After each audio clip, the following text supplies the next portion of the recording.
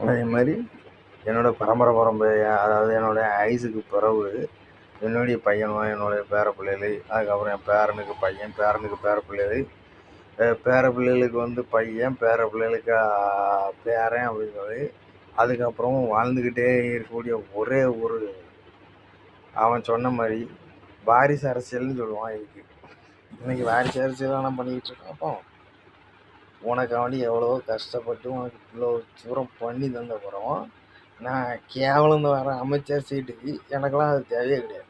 உன் சத்தியமாக சொல்லியாச்சு, இந்த மக்கள்கிட்ட உண்மையை சொல்லியாச்சு. அன்னைக்கும் சொல்லியிருக்கேன், இன்றைக்கும் சொல்லியிருக்கேன். ஒரு மக்கள் அமைச்சராக இவன் வந்து ஒரு மக்கள் அமைச்சர்னு சொல்லி அவன் வீட்டுக்கு நான் போட்டி போடுவேன்னா? நான் வேலை செஞ்சு அழகாக சாப்பிட்டு போயிட்டே இருப்பேன்.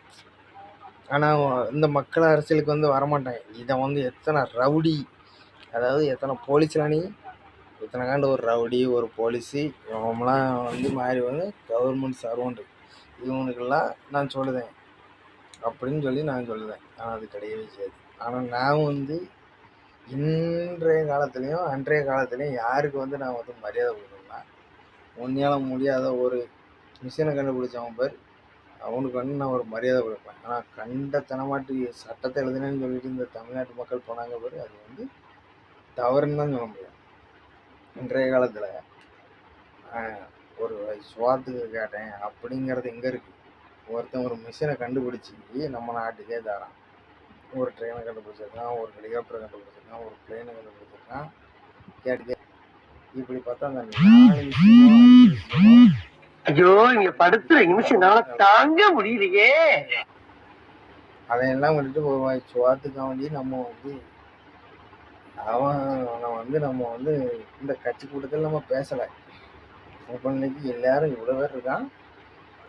கட்சியில் வந்து 1 கோடி ரூபா சொல்லிட்டான். நான் ஒரு வேலைக்கு கூட்டிட்டு போனதுக்கு நீ வேலை செஞ்ச பைசாவை நான் வாங்கி வச்சு உன் கையில் தரேன்ப்பா.